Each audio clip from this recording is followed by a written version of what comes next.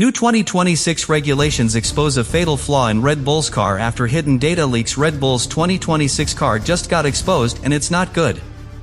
Hidden data reveals a critical design flaw that could destroy their season before it begins.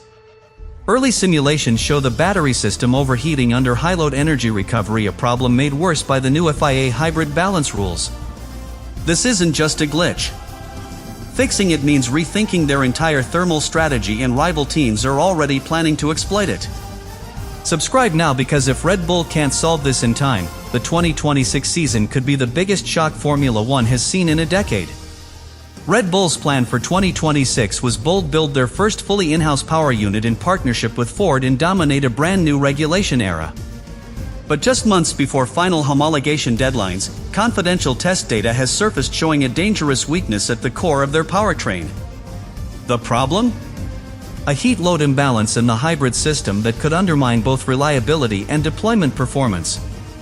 Under the new 50% electric power split, that flaw becomes more than a technical hiccup, it's a potential season-ruining design failure. The 2026 regulations are aggressive. The FIA demands that half of total engine output comes from electric deployment. For most teams, this was already a brutal engineering challenge. For Red Bull, who entered the era as a new engine manufacturer, it was a high-stakes opportunity to own the tech curve. But leaked telemetry logs show that Red Bull's high-recovery battery circuit is producing excess thermal output during aggressive multi-sector usage, a flaw that doesn't show up on short stints but spirals under long-run stress. Sources indicate the issue stems from an over-efficient energy harvesting loop that pushes the system past its cooling capacity when recovering charge in back-to-back braking zones. In layman's terms, the battery collects energy faster than it can cool down, especially on high-speed circuits like Spa or Suzuka where kinetic load is constant. That would force the team to either limit deployment to protect battery health or risk a failure, neither of which is acceptable at the top of the grid. To make matters worse, the flaw appears deeply integrated into the current packaging layout. Red Bull's rear-end design prioritized aero compactness and weight distribution, placing battery and cooling elements extremely close together. This created tight thermal zones that now restrict airflow at precisely the moment the battery needs it most. Redesigning that layout wouldn't just delay engine development, it would likely impact the chassis itself, forcing a domino effect through the car's entire structure. What makes this flaw so concerning is its inconsistency. It doesn't trigger at every track or under every condition. Instead, it emerges under specific combinations of battery use, ambient temperature, and energy recovery load. That variability makes it harder to simulate and even harder to trust. For a team like Red Bull, known for operational perfection and predictability, that kind of uncertainty can ripple through their entire race strategy and setup philosophy. Competitors are reportedly aware of the issue. Teams with shared access to FIA technical submissions have noted that Red Bull requested an extension for thermal mapping compliance, a move that raised eyebrows. And with no official explanation given, rumors have only intensified.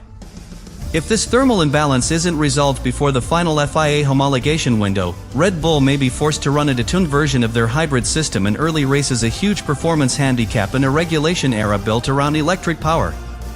The irony is stark. Red Bull spent years preparing to control every element of their power unit program. But in pursuing aggressive efficiency and aero integration, they may have uncovered the one thing they can't: simulate their way out of heat. And in Formula One, where milliseconds are everything, thermal instability isn't just a number on a graph. It's a slow, invisible drag that can rob a championship contender of the consistency needed to win across a season. One of the most critical pieces of information hidden in Red Bull's testing data relates to energy saturation during low-speed, high-recovery sectors. On paper, the car performs brilliantly on single-lap runs. But when telemetry is measured over full race simulations, especially on street circuits with consecutive heavy braking zones, the hybrid system begins to log erratic battery cell temperatures. These spikes suggest that Red Bull's system might be too aggressive in harvesting energy without sufficient redistribution, leading to thermal overload that forces the software to cut power delivery mid-stint. Behind the scenes, engineers are now faced with a conflict between efficiency and control. Red Bull's battery architecture was designed for maximum recovery, a key advantage under the 2026 rules. But to achieve this, the control software allows more charge to flow into cells at faster rates. The downside? Less time for cooling cycles, especially when the car is under constant deceleration and the airflow around the rear is limited. Instead of spreading the thermal load evenly, certain sectors of the battery begin to spike, and once that happens, system performance has to be curtailed to avoid failure. What complicates the issue is the closed cooling configuration adopted by Red Bull. To save weight and reduce drag, they integrated key cooling channels within a narrow rear-end profile. While this works well in controlled environments, it doesn't adapt well to real-world variations such as crosswinds, ambient heat, or track-specific elevation changes. The result is a system that operates on a razor's edge, where small environmental shifts can produce large swings in thermal behavior. In racing terms, that means unpredictability, a trait no elite team can afford to carry into a championship fight. Technicians working on the dyno reportedly noticed fluctuations in the battery's internal resistance levels, a red flag that points to stress-induced wear. This isn't just about overheating in the moment, it's about long-term degradation. If Red Bull pushes the power unit to its full limits in every race, the battery cells may deteriorate faster than forecasted, forcing earlier replacements and grid penalties. Under the new limited component regulations, that could spell disaster across a full campaign.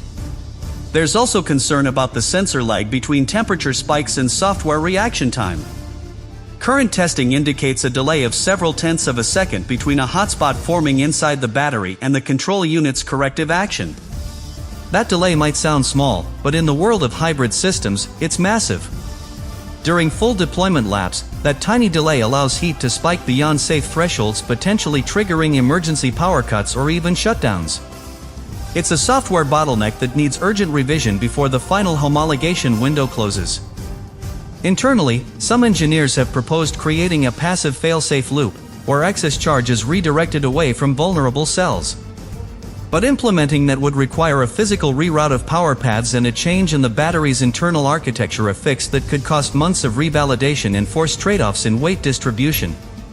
With the FIA's homologation deadline rapidly approaching, that's a timeline Red Bull may not be able to afford without compromising race readiness. And finally, perhaps the most telling indicator is how quiet Red Bull has been publicly. While other teams have boasted about hybrid milestones, Red Bull's leadership has avoided specifics. This silence, combined with their behind closed doors extension requests and revised thermal simulations, suggests that the team is deep in a containment phase.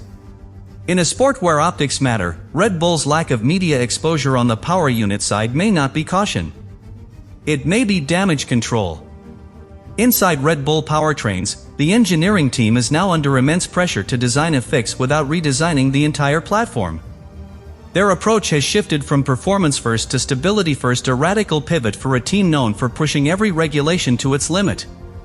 The current plan focuses on creating a real-time thermal feedback loop that allows the battery management system to adapt energy intake based on heat trends rather than raw power opportunity.